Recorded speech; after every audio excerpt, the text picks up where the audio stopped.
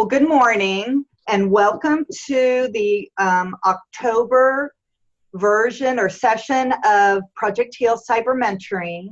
We're very happy this month to welcome our partners, Doctors Hospital at Renaissance. And this month, our session is going to be on mental health. I'm going to remind you that the session is being recorded. There is a chat feature where you can put questions if you have any. I'd like to introduce Ana Flores with Doctors Hospital at Renaissance. The floor is yours. Good morning. She said my name is Ana Flores. I'm a licensed professional counselor. I'm also a licensed chemical dependency counselor. And my role here at the hospital is to provide mental health services to patients within the DHR health system. I've been in this field about 10 years. And so I just want to thank you for the opportunity to give you some education on understanding depression and anxiety. So we can go ahead and get started.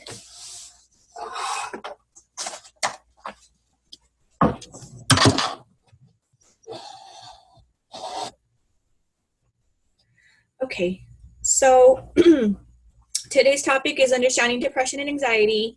Depression and anxiety are actually some of the most common mental illnesses or disorders, anxiety being the most common.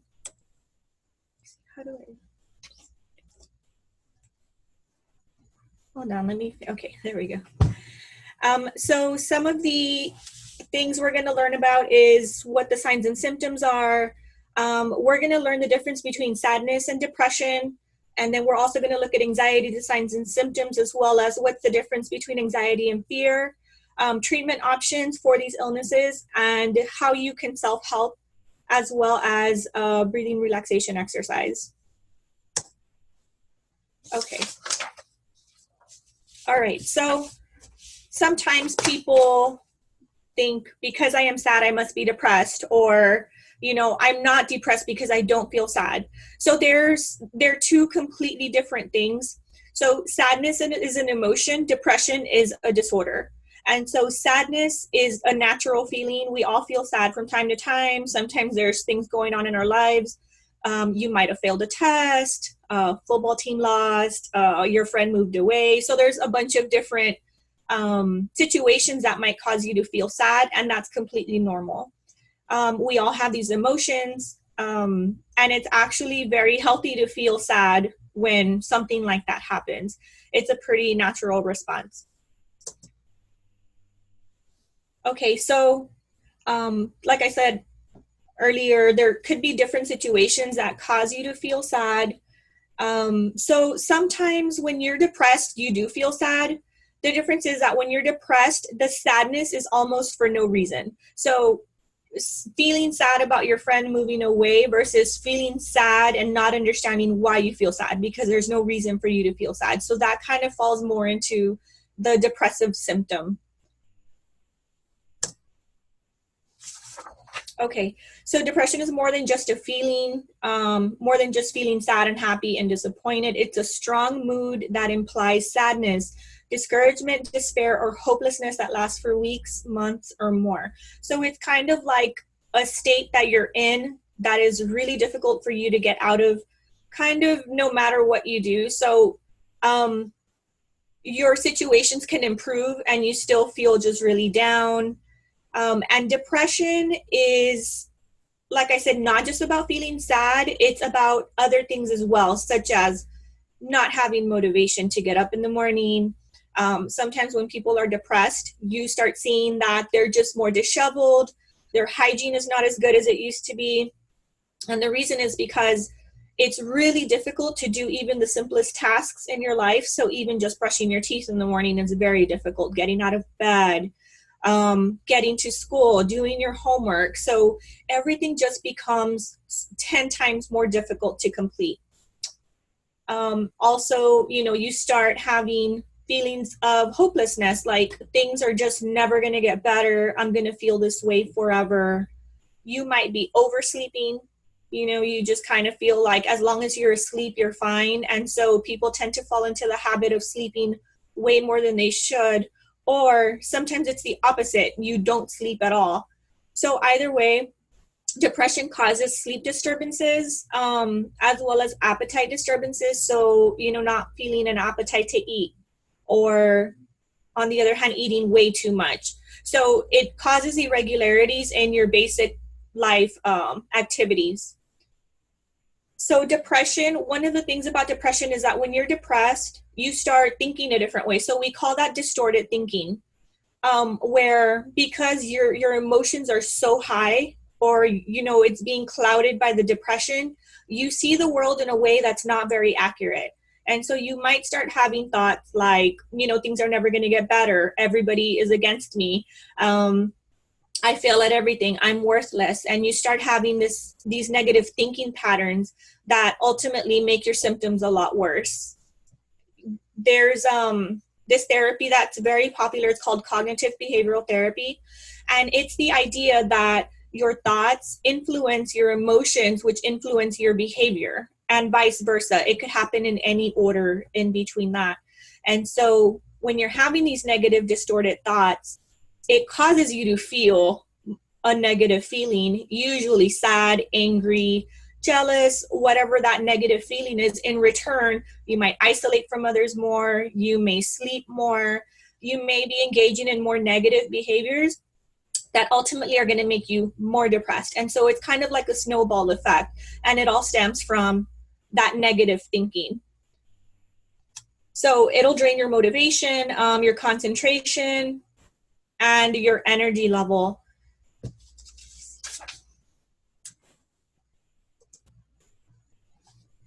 Okay, so let me see.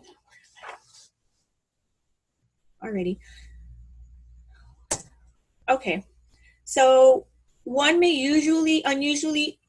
one may feel unusually sad, discouraged, or defeated. They may also feel desperate, helpless, hopeless, or alone. So one of the things about depression is that you also tend to isolate from others. It's just a symptom of the illness. You isolate from others. And so people tend to just stop checking on you because you start, moving away from everybody, and then you feel more alone. And so it just kind of gets worse and worse and worse. So then, if you're thinking, nobody loves me, no one's here for me, and people are retreating because you're pushing them away, then the situation validates your initial thought of nobody's here for me. And so it just kind of validates that distorted thought process. Some feel guilty, unworthy, rejected, or without love. Again, that's another symptom of the illness, feeling worthless, feeling like you're not worthy of people loving you, or just feeling guilty for existing. Some people feel angry, irritated, bitter, or alienated. Depression sometimes doesn't look like we think it looks. So someone could just be always angry, and at the end of evaluating them and assessing them, we start to understand that they're depressed. So depression doesn't always come out as what we think it does, like what we see in the movies or on TV. Sometimes, it's just that person that's very bitter and negative, and, nothing can ever be good enough for them. So there's underlying feelings to that. And so sometimes it'll be that they're depressed. Okay. So people with depression get stuck in negative thinking loops. This can cause people to focus on problems and failures. It can make things look darker and more hopeless than they really are. I like to compare this to sunglasses. So sunglasses come in different shades and different tints. And so, for example, some sunglasses come with a green tint, some come with a red tint, some come with a darker tint.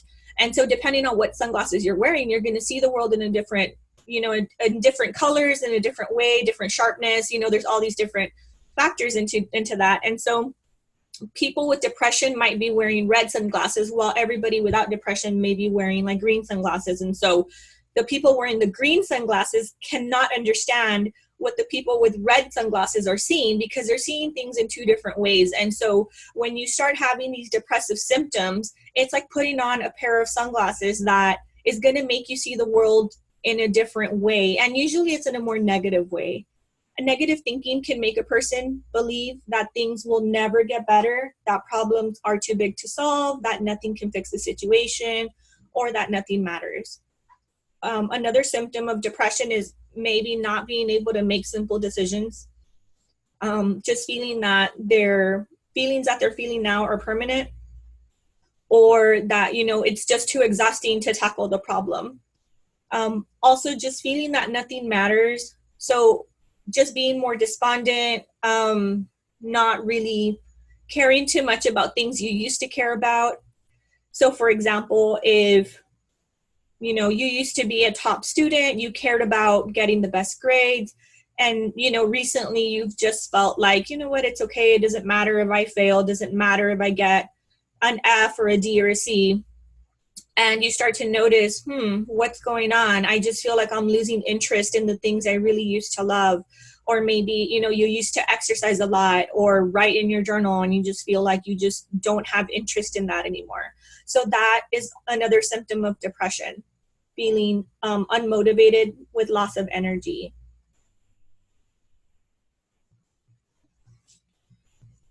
Okay, negative thinking can also be self-critical. People may believe they are useless or unworthy, although that is not true. That can lead people with depression to think about harming themselves or ending their lives. So let's talk a little bit about suicidal ideation. So when the depression is really, really bad, people tend to start considering suicide, because what I've heard from people is, well, you know, it's never going to get better. It's hopeless. I'm worthless. And so they kind of start going down that road. And it all stems from their negative thinking patterns, because now they're starting to kind of attack themselves. They might be feeling tired of, you know, what's happening to them. It can block their ability to see solutions or realize that the problem is really temporary. So let's go back to the green sunglasses. So thinking that, you know, this is forever. And if they don't have professional help to intervene at that point, then things could just really get a lot worse. And so it's really, really important that when it starts getting to this point where you feel like there's no solution, you feel like you're alone, that this is a critical time to reach out for help. Or if you start noticing that a friend or somebody might be falling into these patterns, this is a really good time for you to reach out and say, hey, you know, I've noticed that you don't come to practice anymore. I've noticed that you push me away every time I invite you somewhere. Are you okay? Can I help you with something? Maybe also reaching out to a counselor, a professional, and just kind of saying, you know, my friend is experiencing this. Can you please check on them? If it's yourself reaching out to somebody, you can definitely reach out, you know, to your counselors, teachers, parents. You can also call 911 if you're in a crisis. You can just walk into any local ER. You can call the Suicide Prevention Lifeline. You can call DHR. You can call whoever you want. There is so much help out there, and you don't have to feel this way. You know, so that's one of the things I would like to share with you, is that the green sunglasses are not always the truth. And so you need someone to help you take off those sunglasses and put on more positive sunglasses, so that you can feel motivated or hopeful to start feeling better. Okay, so the low energy and motivation is a huge, huge symptom of depression. So feeling physically tired or exhausted. So getting through half your day and you're ready to go to bed. You just feel so tired all the time. Moving more slowly or take time to do things. So something that took you 10 minutes in the morning is now taking you 45 minutes in the morning. It can feel like everything takes more effort. Therefore, people who feel this way may have trouble motivating themselves to do or care about anything. And so we go back to, you know, people having the poor hygiene, or just wearing the same thing every day, or not showing up to school, or, you know, not completing any of the duties that they have to complete because they just don't have the motivation. And when someone is really, really depressed, their motivation is at zero. And so once somebody gets to that point, it's more difficult to treat. However, it is treatable. Social withdrawal. So this is another really big symptom of depression, another very dangerous one. You start moving away from your friends and your family or the activities, you know, you once enjoyed. This makes you feel more lonely and isolated and can make negative thinking worse. And so once you've been isolating from others and you get used to isolating from others and you get used to, you know, just being by yourself, and so it's really difficult to reintegrate back into, you know, society and being more social. It's going to take a lot more effort and work for you to get there. So it's important that if you feel yourself starting to isolate, that you do the opposite. So even if you don't feel like being around friends, make the effort to be around friends. If you don't feel like going to the grocery store with your mom, make the extra effort to go to the grocery store with your mom. And so that's kind of some of the therapies that we do, is doing the opposite of what you feel, because that's what's going to help you get you out of that funk and into a more positive routine that's going to alleviate some of those depressive symptoms. Poor concentration. Like I said earlier, you start struggling with even simple decisions. You can't really make a decision. Difficulty with focus and concentration. It'll be difficult to do paperwork, pay attention in a meeting, remember new information, or pay attention to what others say. You might be maybe zoning out during a conversation, or, you know, you have to read the same thing 5 or 10 times just to remember it or retain it. You know, it might be difficult to do homework or pay attention in class. And so this is another symptom that really interferes with your daily life, especially if you're a student, because you sit in a classroom the majority of the day, 5 days a week. Physical problems. So this is something that not a lot of people realize, is that depression does it does affect you physically.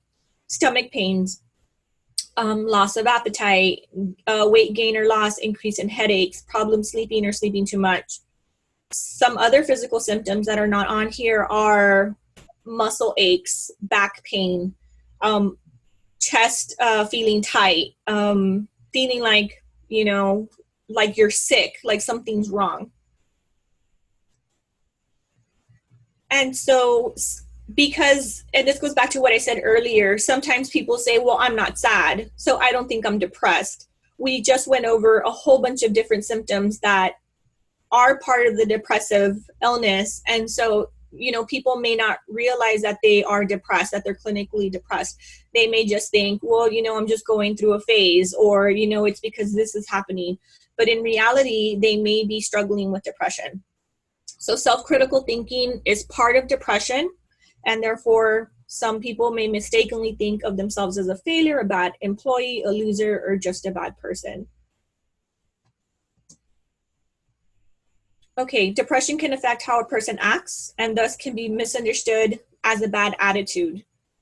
Other people may think that the person is not trying or not putting forth any effort.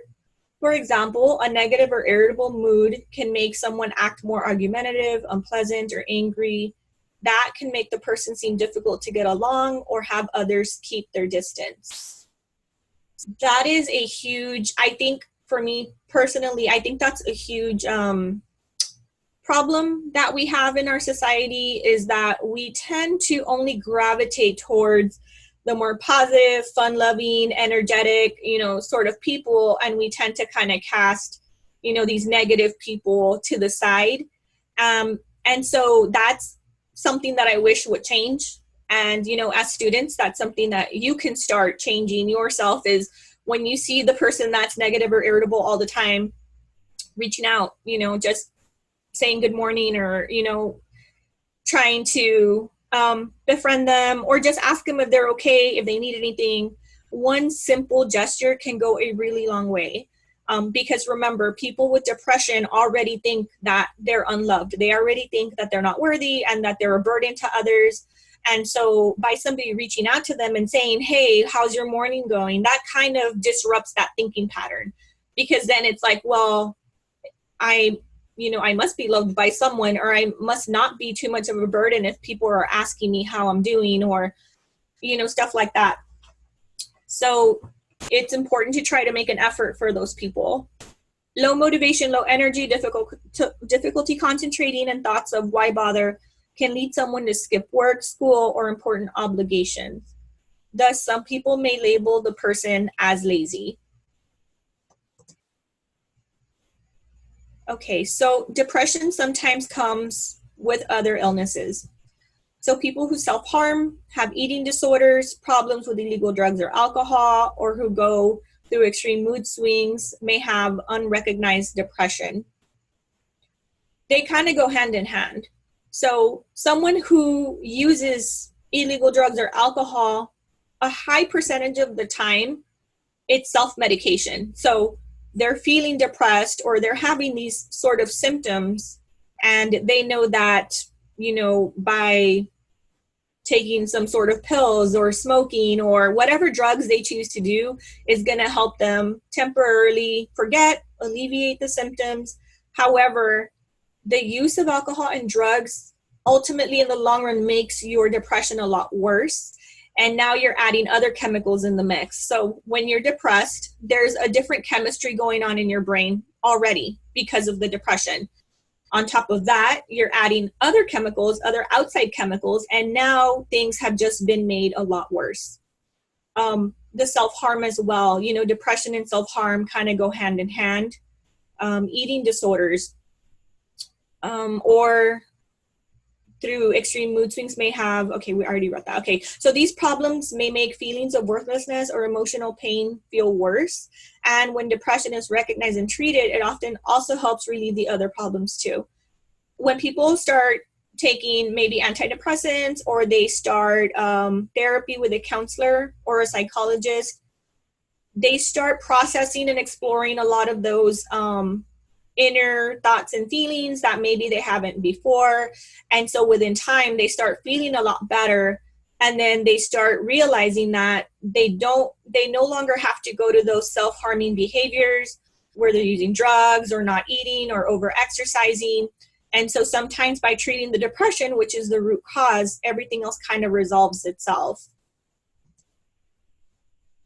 Okay, so it's normal to worry. I think we're going into anxiety here. Okay, yeah. So it's normal to worry when things get hectic and complicated, but if the worry becomes too much, you may feel that you're losing control of your life. So now we're going into anxiety. So depression and anxiety usually go along together. Sometimes they don't. Sometimes people can have anxiety without having depression and vice versa.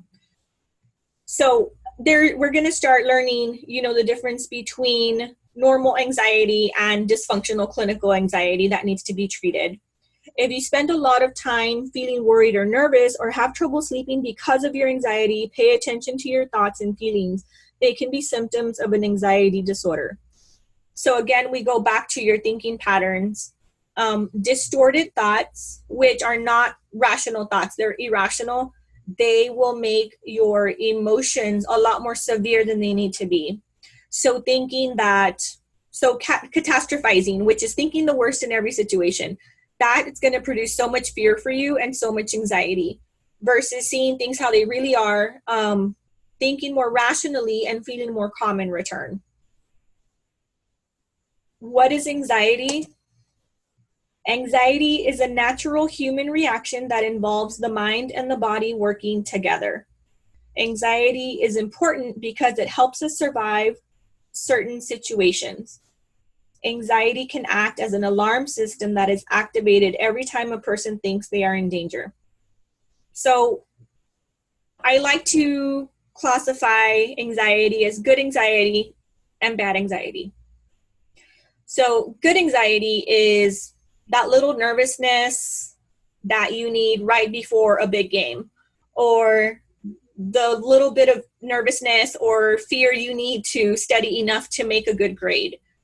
We were built with the natural emotion of anxiety because it keeps us on our toes and it keeps us alive because we're alert. You know, we're thinking of who's around us, you know, what we need to do for tomorrow, trying to be more responsible. And so we have these normal anxiety feelings or anxious feelings that help us kind of be on top of everything and keep ourselves away from danger.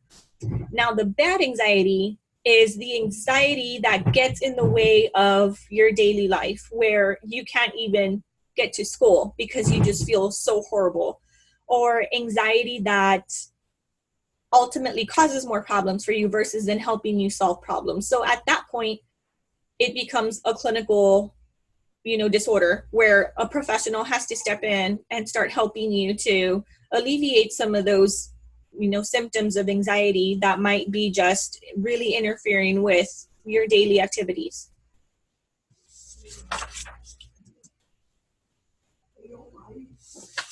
Okay, so bodily reactions to anxiety. One thing I want to say about the bodily reactions to anxiety is that it could very well feel like you're having a heart attack. There's been many people that walk into the ER and they completely think that they're having a heart attack. Tests are run, they do everything, and then it's like, well, no, you're completely healthy. There's nothing physically going on with you. However, you feel the physical symptoms and you feel like, your chest is tight, you can't breathe, your heart is pounding out of your chest, you feel very nervous, your stomach may be flipped upside down. And so it's very frustrating for people with anxiety to hear, oh, nothing's wrong, you're completely normal, because it feels anything but normal to them. And so when the body and mind react to danger, the person feels physical sensations of anxiety such as faster heartbeat and breathing, tense muscles, sweaty hands, upset stomach, and trembling hands or legs. These sensations are part of the body's fight or flight response. They are caused by a discharge of adrenaline and other chemicals that prepare the body to escape danger or fight if necessary. The sensations can be mild or extreme. So a little while ago, I read that you have an alarm built into you, and that alarm is supposed to notify you whenever there's danger around. Everyone has that built-in alarm. Some people's alarms are faulty. They're giving false messages to people. And so when someone goes into fight or flight, your muscles become ready to run, your heart starts beating, you start sweating, different things that happen to the body. However, sometimes they're not accurate because there's no danger around. You could be sitting in the middle of class. You could be in bed trying to go to sleep. You could be taking a walk somewhere, and all of a sudden these fight or flights kind of kick in. And so that's where the faulty alarm, comes in, because it's like it's notifying you and there's really no danger around. This response can occur when someone is really in danger or simply thinks he or she is. The thinking patterns of someone who's anxious can really, really make their symptoms so much worse. The therapy I mentioned earlier, the cognitive behavioral therapy, that's also a very effective therapy for people with anxiety, because we want to examine their thinking patterns. We want to examine their beliefs about the world around them. We want to examine maybe how they grew up, because we want to try to understand how this anxiety developed. We want to understand their triggers so that we can train them to see things a different way, to have more control over their thoughts, in return having more control over their emotions. So anxiety versus fear. So anxiety can be described as a sense of restlessness, nervousness, worry, apprehensiveness, or uneasiness about what is about to happen or what might happen. Fear is the emotion we feel in the presence of a threat, while anxiety is a sense of anticipated danger, problem, or threat. So anxiety is you thinking of the worst that could happen. Fear is you are facing the dangerous event. And so your body and your mind is responding to that. Some of the things that we fear the most usually don't ever happen. And so when people, have anxiety, some of the things that we want to do as therapists is challenge their anxious thoughts. So believing that, they're going to walk out of school and, there's going to be some dangerous animal ready to attack them. I know that's a very extreme example, but it's also something that people could be, genuinely afraid of. And so we start really exploring that and thinking about, okay, what are the odds that that's going to happen? What's a more realistic situation that you would face when you'd be coming out of school? And so kind of challenging those thoughts to make the person realize that, okay, my fear is not very rational. or I may be catastrophizing, you know, if there's a thunderstorm, people thinking, well, a tornado's going to hit or lightning's going to strike my house, right? Things that may be causing them a lot of anxiety, but may not really, it might not really mean that that's going to happen. Okay, so it can be intense or severe depending on the person or situation. Mild anxiety can grow and become fear. Fear can become panic. Although we may not be in real danger every day, we may feel threatened by uncomfortable feelings such as shame, guilt, disappointment, or dissatisfaction. Worry about making a mistake, fitting in with others, looking incompetent, being accepted or rejected by others, or loss of self-esteem. These examples that I just read, these can go back to how you were raised, how you grew up, maybe experiences from childhood, because everything we experience from the time we're born up until, you know, the time we die, everything influences the way we see the world, the way we think, the way we feel. And so worrying about making a mistake may stem from, I don't know, maybe your parents constantly putting high standards on you or expecting, you know, maybe unrealistic results. And so maybe constantly being in fear that you're going to mess up. What are people going to think? I'm going to disappoint others. I'm not good enough. And then so you start having a lot of these harmful thinking patterns. Fitting in with others, looking incompetent. These are all fears that teenagers, you know, tend to have. Being accepted or rejected by others is another really big one. So is anxiety necessary? I believe that we need to have a normal level of anxiety in our day-to-day life because that's what keeps us motivated and moving forward. If I came to work without a little bit of anxiety, I probably would not perform as good as I usually do because maybe I wouldn't care about being late. I probably would waltz in at 8:30, 9 o'clock, wouldn't care about getting in trouble. Wouldn't care about my deadlines because, you know, I'm completely calm and I have no fear of getting in trouble. I have no fear of losing my job. And so if we have normal, you know, levels of anxiety, that could be actually very good for you and could help you become very productive in your job or in school or whatever it is that you need to accomplish. So anxiety helps us to be ready, focused, and alert. Therefore, it's necessary to have some anxiety to complete our goals. However, if it is too strong, it can interfere with the productivity of life. If we understand that anxiety is useful, we can change how it affects us. So first of all, anxiety is a very uncomfortable feeling. It feels horrible. You feel nervous. You feel scared. Your heart's beating. You're sweating. You just feel like you don't have control over your breathing. And so through CBT or the cognitive behavioral therapy, you learn how to start having control over your emotions.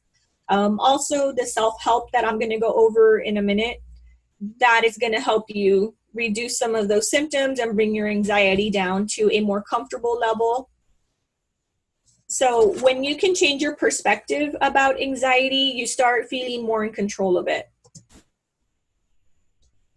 Okay, so let me see. Types of anxiety disorders. So there's several that fall under the umbrella of anxiety. If the anxiety becomes too intense, too often, and causes severe disruptions in someone's life, then that person may have an anxiety disorder. So we have the generalized anxiety disorder. That's one of the most popular disorders or diagnoses that we give to people struggling with anxiety. It's very general, meaning that it's not a specific fear. It's just kind of, you know, I get nervous for no reason, or I just go into fight or flight response and I don't know why. And so it's a very general diagnosis that's treated through CBT, and it's very effective. You start feeling better within 4 to 12 sessions, you know, depending on the work that you put in. And so that's been very effective. Anxiety disorders include generalized anxiety disorder, which is also called GAD. Obsessive compulsive disorder. So OCD falls under the anxiety disorder because when someone feels anxious, they start finding ways to feel more in control. So for example, let's say I had an obsessive compulsive behavior to wash my hands 25 times a day. And so the idea behind that is when I feel nervous, I wash my hands and it makes me feel better.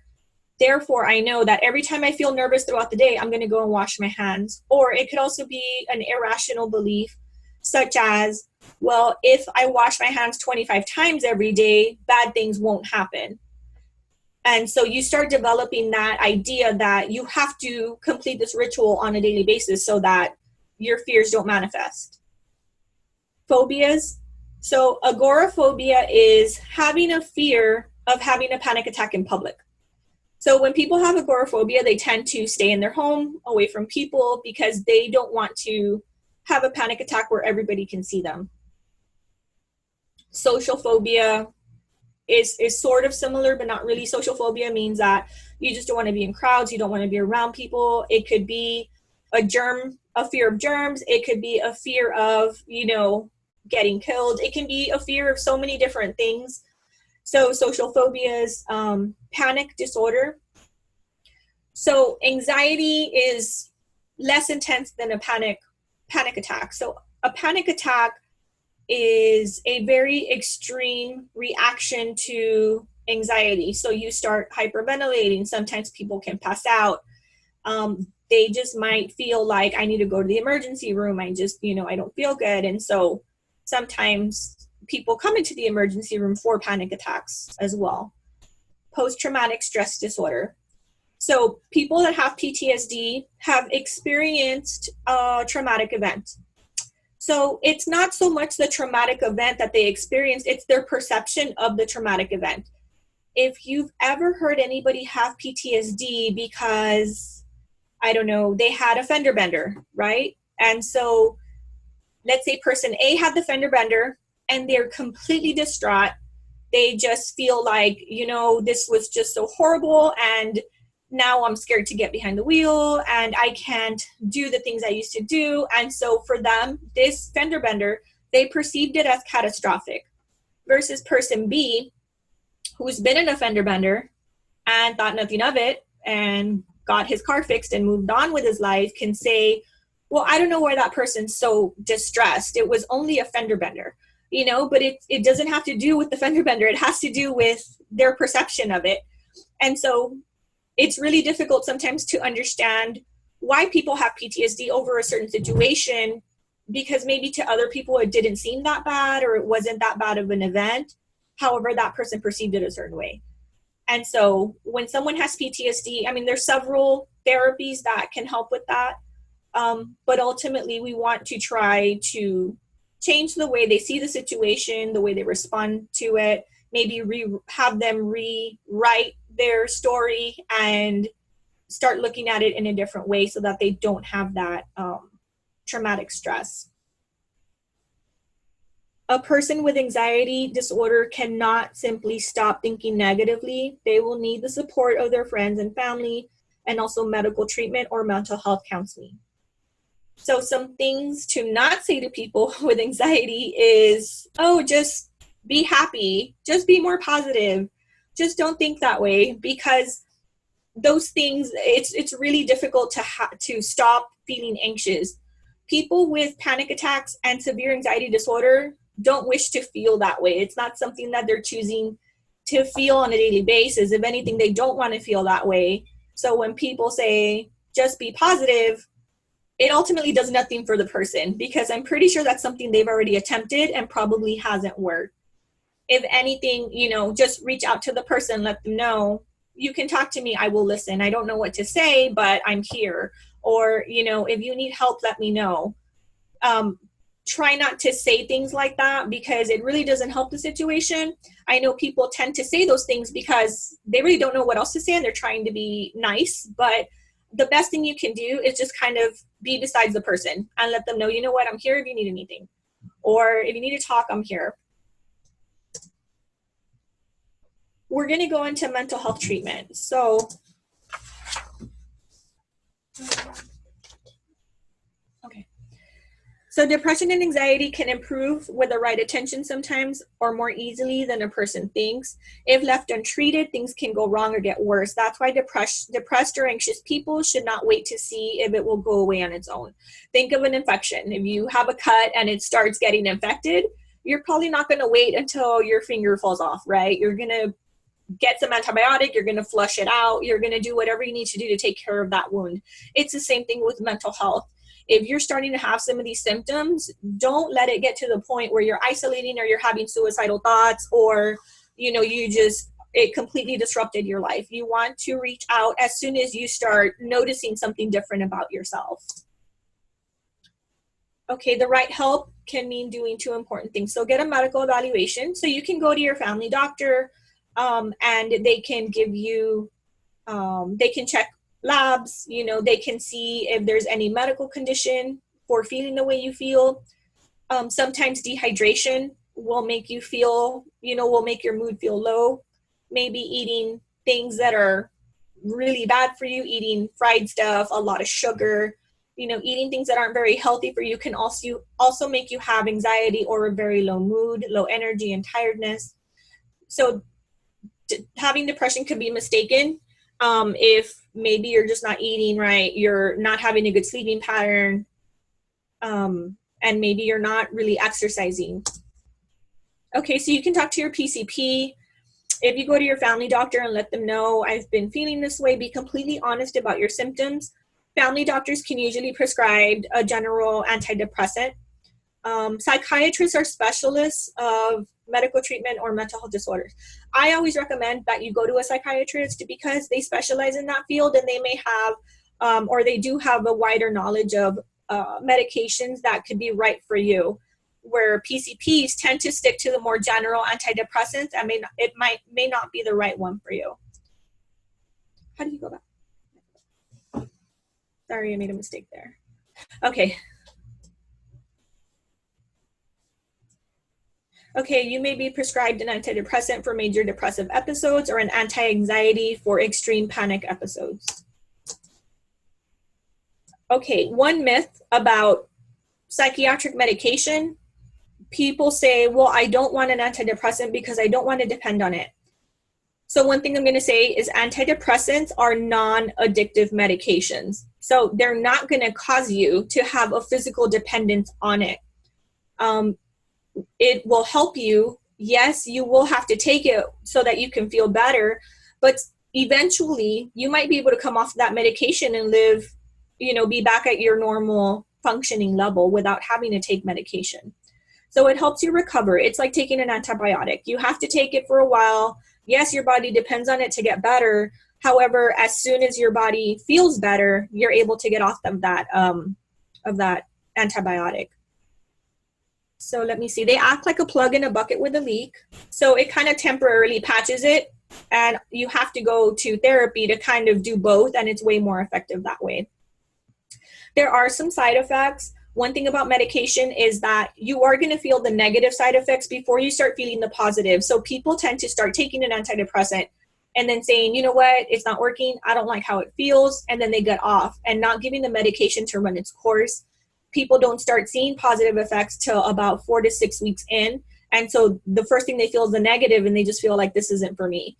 So if you're going to take an antidepressant, give it time to run its course and for you to really see if it works for you.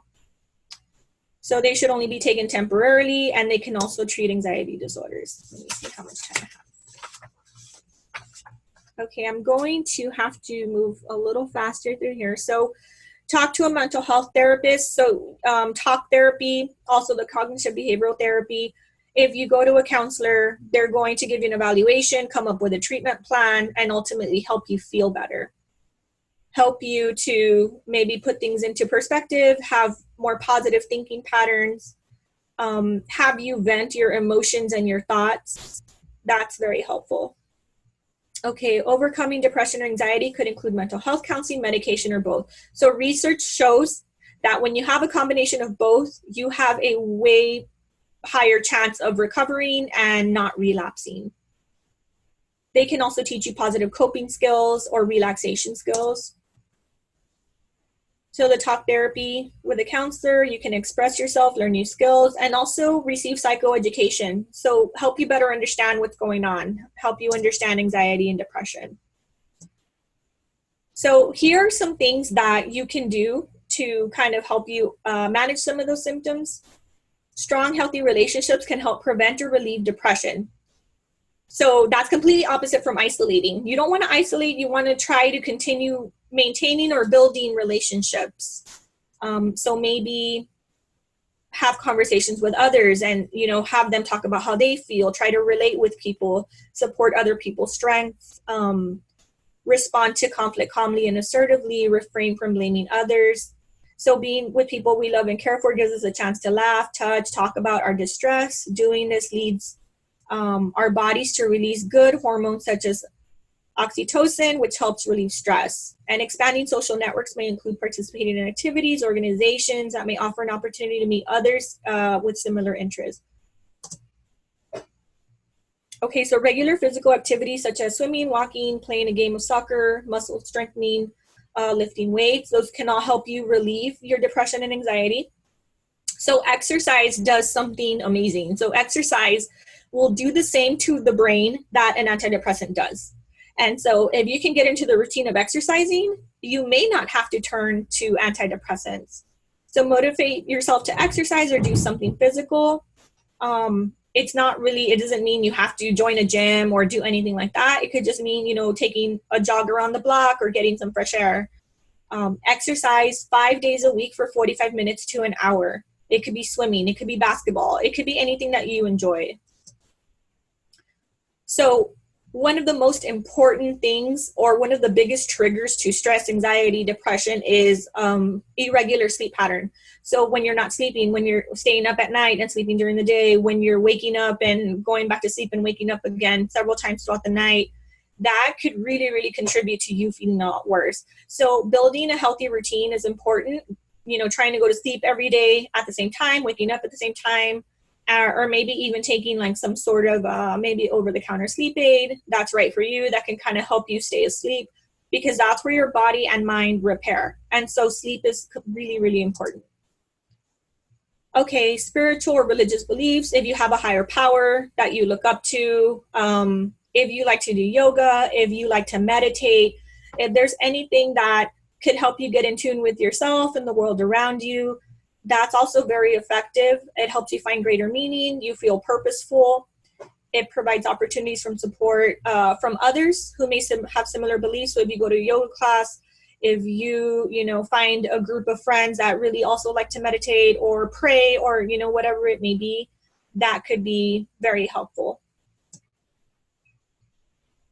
Also, expressing your feelings. Our brains process information in different ways. So when you write in a journal versus expressive art, dancing, talking, there's all those are different ways that our mind processes emotions and thoughts. And so if one's not working for you, try something different. If you're maybe an artist and you like to paint, that might help you feel better versus writing in a journal. It's just really what works for you. Okay, so this just kind of reviews perception. So what you think about a situation is basically how you're going to experience the distress. And so are you more of a negative person, more of a positive person? So if you can learn how to reframe and shift your view, that will help you. So seek help at the first sign of a problem.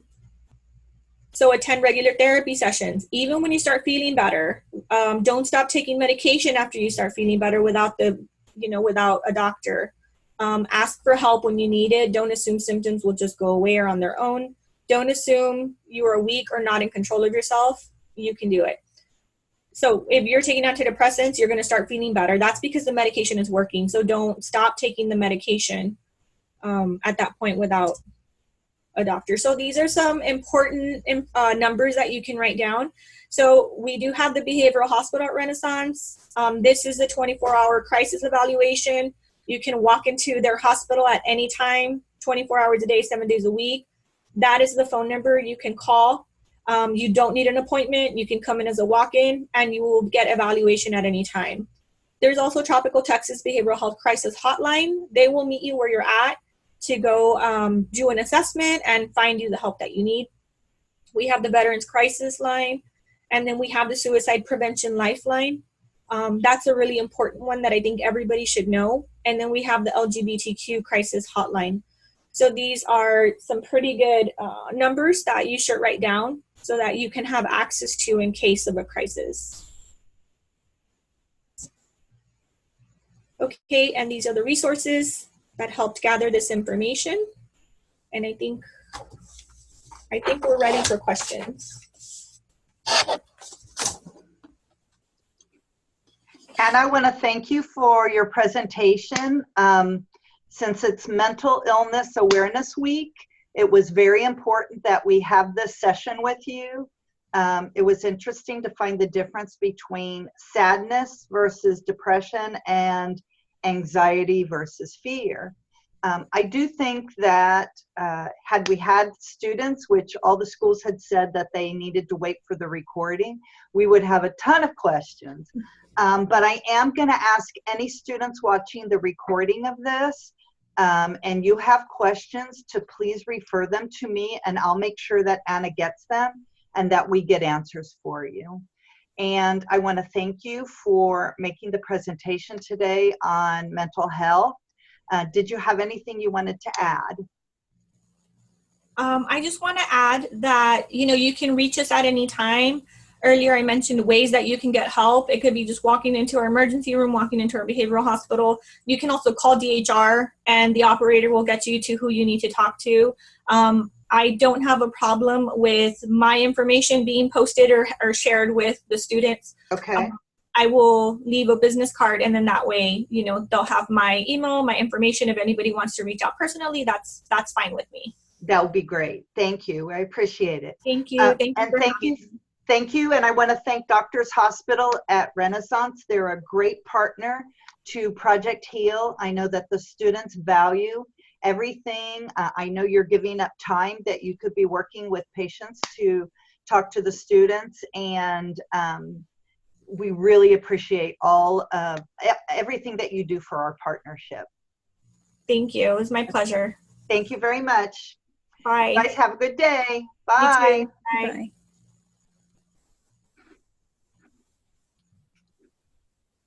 Okay. Yay.